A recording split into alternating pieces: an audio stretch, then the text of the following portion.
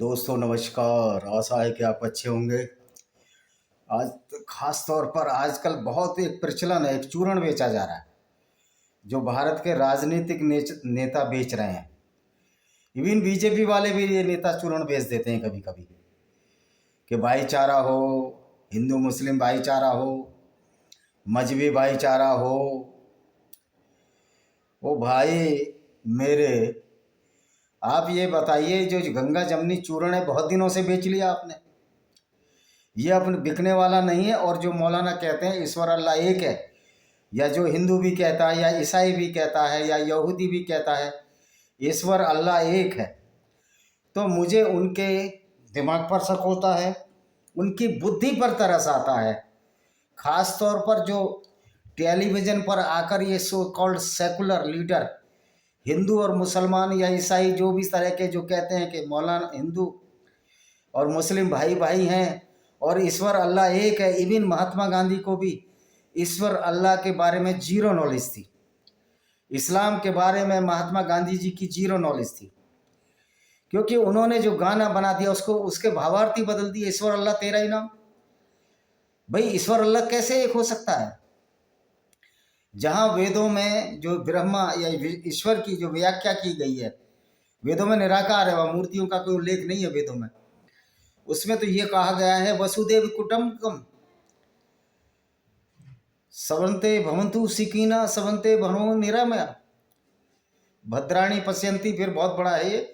तो जहाँ ये कल्पना की गई हो कि सारे दुनिया के मानव एक परिवार की तरह हैं, सारे सुखी हों, सारे स्वस्थ हों, निरोगी हों, रोगी ना हों, लेकिन दूसरी तरफ कुरान का अल्लाह कहता है कि सिर्फ मुस्लिम ही अच्छे हैं, वही जन्नत या स्वर्ग में जाएंगे। गो कि वो स्वर्ग में कैसे जाएंगे? वो स्वर्ग में जाएंगे गैर मुस्लिमों को कत्ल करके, दुनिया में जिहाद असगर फैलाकर। जिहाद असगर वो है जिसमें पूरी दुनिया में इस्लाम फैलाने के लिए अगर किसी गैर मुस्लिम को भी कत्ल करना पड़े तो कत्ल करने की इजाज़त ये इस्लाम देता है। क्योंकि इस्लाम में चैप्टर 9 की 5 नंबर आयत है अल तौबा की, जब रमज़ान के पवित्र महीने बीत जाएं तो काफिरों को, गैर मुस्लिमों को जाम पाओ, मारो और उनको कत्ल करो, उनकी घात लगा कर बैठो, और यदि वो ज़कात दे दें यानी मुसलमान बन जाएं, नमाज पढ़ लें, तो उनको छोड़ दो। तो ये अल्लाह तो सिर्फ मुसलमानों के लिए है। अल्लाह तो एक ग्रोहबंदी करता है जिसमें गैर मुस्लिमों को काफिर, नजस और नीच समझता है। और सूरह अल बकरा में तो एक आयत है जिसमें कहा यहूदी और नसारों, यहूदियों को दोस्ती न बनाओ, और मूर्ति पूजक जिसमें हिंदू, बौद्ध, जैन, सिख सब आते हैं, नापाक हैं, गंदे हैं। इवन अगर आप गुरु ग्रंथ साहब की पूजा भी करते हैं तो भी आप नापाक और गंदे हो, अगर ये दावा करते हैं कि हम मूर्ति पूजा नहीं करते। क्योंकि इस्लाम में कुरान की भी पूजा नहीं है। इस्लाम में सिर्फ अल्लाह की पूजा है, और जो अल्लाह की पूजा नहीं करता, अल्लाह की इबादत नहीं करता, पैगंबर मोहम्मद को अपना रसूल नहीं मानता, वो नापाक है, नजस है, गंदा है। तो ऐसे लोग जो कुरान को नहीं मानते वो सारे गंदे हैं। आज ये खालिस्तानी उन्हीं की गोद में जा बैठे हैं। इनको याद करना चाहिए गुरु गोविंद सिंह के चारों बच्चों को कैसे बलिदान दिया गया। मैं खालिस्तानी की बात कर रहा हूँ, सारे सिख भाइयों की बात नहीं कर रहा। नहीं भूलना चाहिए खालिस्तानियों को ये गुरु भी हिंदुओं ने दिए हैं। नहीं भूलना चाहिए पंच प्यारे भी हिंदुओं ने दिए हैं। और जिस आइडियोलॉजी, विचारधारा से लड़ने के लिए राणा प्रताप, छत्रपति शिवाजी, गुरु गोविंद सिंह, गुरु अर्जुन देव, गुरु तेग बहादुर, बंदा बैरागी, भाई सतीन दास, भाई मतीन दास और संभाजी राजे जो शिवाजी के पुत्र थे, जिनको टुकड़ों टुकड़ों में काट दिया गया, उनको 24 दिन में मौत मिली। और कवि और कलश को जो भीमा नदी के किनारे उनको किस तरह से यंत्रणा देकर मारा गया, वो इस्लाम की उसी पराकाष्ठा का, उसी क्रूरता का प्रतीक है। जिस तरह हजरत अली ने, जो मोहम्मद के दामाद थे, उन्होंने इस्लाम कबूल न करने से 2 आदमियों को जिंदा जला दिया था। गो कि मुसलमान और मोहम्मद ने कहा कि जिंदा जलाना हमारा अधिकार नहीं है, वो तो अल्लाह का काम है, लेकिन कत्ल करना एक मुसलमान का काम है अगर वो जजिया ना दे।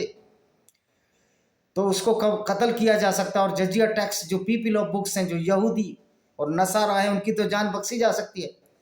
लेकिन जितने भी हिंदू हैं, सिख हैं, ईसाई सिख हैं, यानी जितने गैर मुस्लिम, गैर यहूदी और गैर ईसाई, यानी सिख, जैन, बौद्ध और जितने भी हैं, यजीदी, पजीदी, वो तो मुशरिक हैं, वो तो बहुदेववादी हैं, उनको तो कत्ल करना इस्लाम का फर्ज है। तो फिर ये गंगा जमनी जो चूर्ण जो बेच रहे हो कि ईश्वर अल्लाह एक है, तो इसमें तो जहाँ वेदों में जो वर्णित ईश्वर है वो सारी दुनिया का भला चाहने वाला है, जबकि कुरान का अल्लाह तो केवल मुसलमानों का भला चाहता है। और ये एक ग्रोहबंदी है। अल्लाह ने पूरे मुस्लिम जगत को, मुस्लिम उम्मा को एक ऐसे ग्रोह में बदल दिया है जो सिर्फ इसलिए पैदा होता है कि वो पूरी दुनिया के काफिरों को जीत कर, जिहादी असगर कर, जाकर दूसरों कत्ल करके, अगर वो इस्लाम को नहीं कबूल करते उनसे जजिया टैक्स, गुंडा रंगदारी टैक्स वसूल करना है। और जितने काफिरों को कत्ल करेगा उसको जन्नत का रास्ता खुलता है, जितना जजिया लेगा, गुंडा टैक्स वसूल करेगा। तो ये अल्लाह की थ्योरी है और ईश्वर की थ्योरी है। ईश्वर कभी किसी से कोई टैक्स नहीं मांगता। वेदों का ईश्वर किसी से कोई टैक्स नहीं मांगता। जो पंडे पुजारी दार दक्षिणा चाहते हैं, ये तो पाखंड, पुराणों का पाखंड है। वेदों में इसकी कोई व्याख्या नहीं है। ये दक्षिणा नहीं है, ये इनकी मजदूरी हो सकती है। दक्षिणा ऐसे लोगों को नहीं दी जा सकती जो पाप करें, दूसरों को ऊंचा नीचा समझें, ये भी वेदों में नहीं लिखा। तो जो पुजारी ऊंच नीच का भेदभाव करके, मैंने देखा था भारत में हम कच्ची रोटी नहीं खाएंगे, पका हुआ खाना खाएंगे। वो पंडित, तू जिनके हाथ का खा रहा है, जो तुझे दे रहे हैं पुजारी, जो भी खा रहा है, तो तू तो उनसे ऊंचा हो ही नहीं सकता।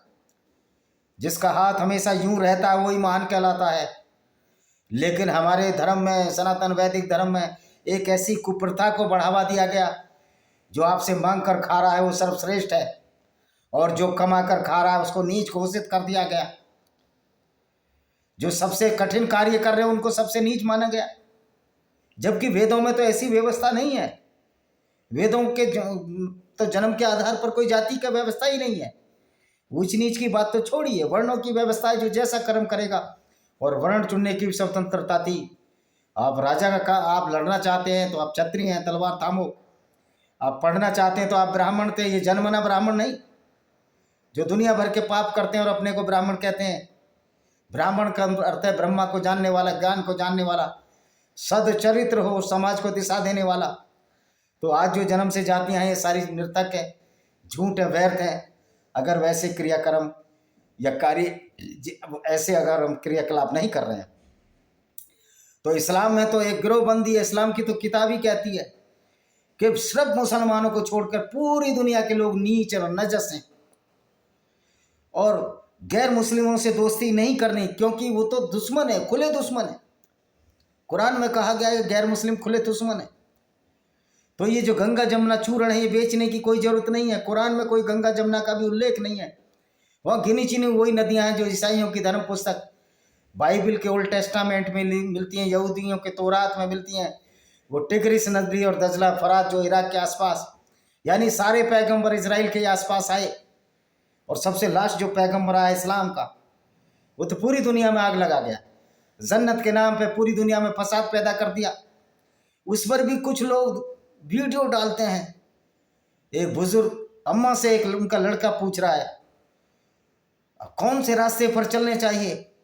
अम्मा कहती है नबी के रास्ते पर चलना चाहिए। बुजुर्ग बढ़िया, उसको कुछ पता नहीं।